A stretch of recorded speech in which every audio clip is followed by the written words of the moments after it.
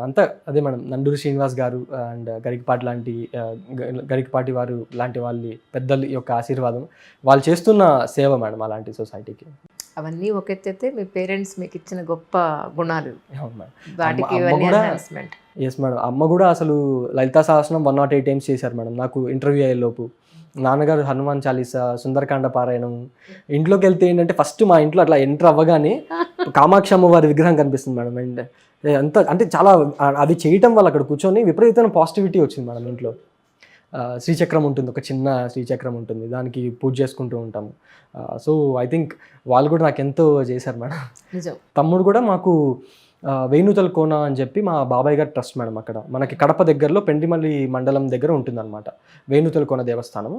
So దానికి తమ్ముడు కూడా నా పేరు చెప్పి నేను అన్న కోసం సేవ చేస్తున్నాను ఇక్కడ, సో ఏదన్నా వచ్చినా కూడా నాకు కాదు మా అన్నకి వెళ్ళాలి, ఇంటర్వ్యూకి వెళ్తున్నాడు అని చెప్పి వాడు వెళ్ళి సేవ చేసి వచ్చాడు మేడం కంటిన్యూస్గా. So nice. సో ముగ్గురు చాలా హెల్ప్ చేశారు మేడం. ఈవెన్ మా తాతగారు కూడా, సుబ్బారావు గారు రిటైర్డ్ SBI మేనేజర్ అనమాట.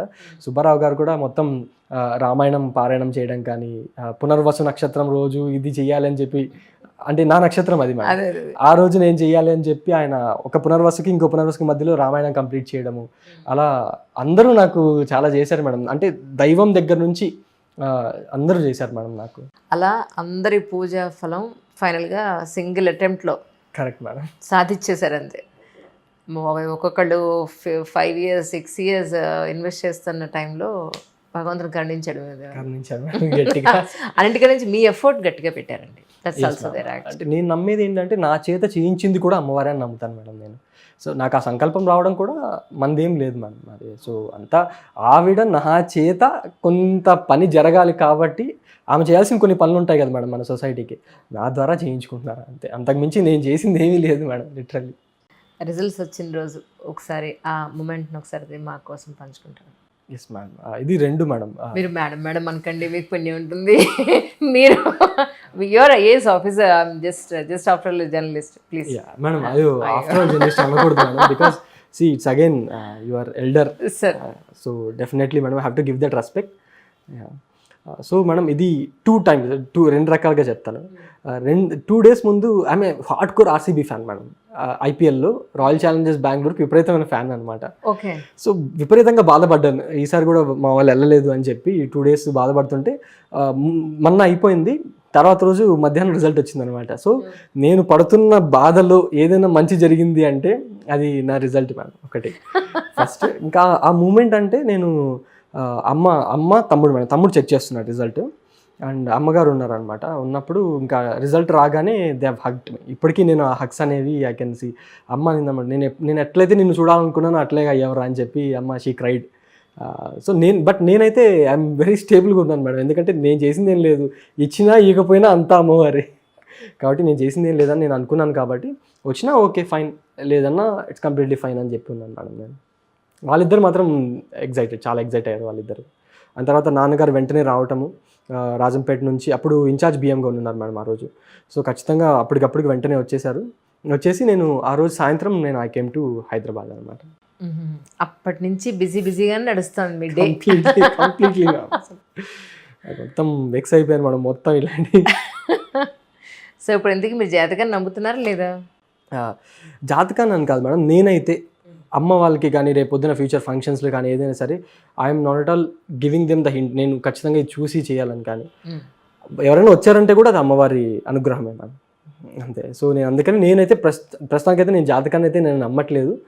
ఏదన్నా ఉన్నా కూడా ఒకవేళ నేను నమ్మాలి అవి ఉన్నాయి అనుకున్నా కూడా, ఏదన్నా ట్రబుల్ వచ్చినా కూడా డైరెక్ట్ చలో శ్రీరంగం, చలో జంబుకేశ్వరం అంతే.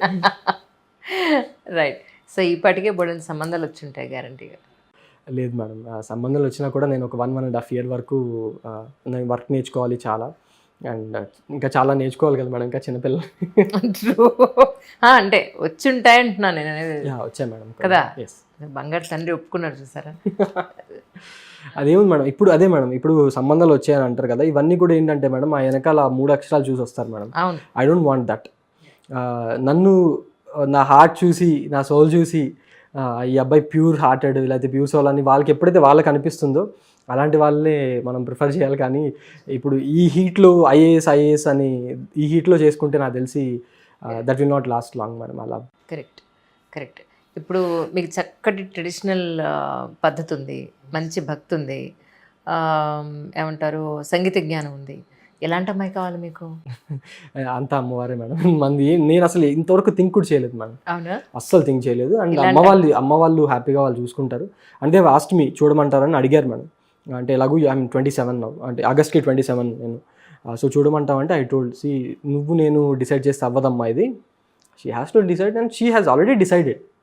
మనం ఎందుకు వెళ్ళి కూర్చోవాలి అక్కడికి వెళ్ళి, వచ్చేవాళ్ళు వచ్చే టైంలో వాళ్ళే వస్తారు, మనం ఎందుకు చూసుకోవడం అని చెప్పి నేను అసలు చూడడం మానేసాను. ఎవరైనా ఉన్నారండి కొంపది? లేదు మేడం, ఫార్చునేట్లీ ఎవరు లేదు మేడం. అంటే అన్ఫార్చునేట్లీ ఎవరు ఉన్నారేమో అని.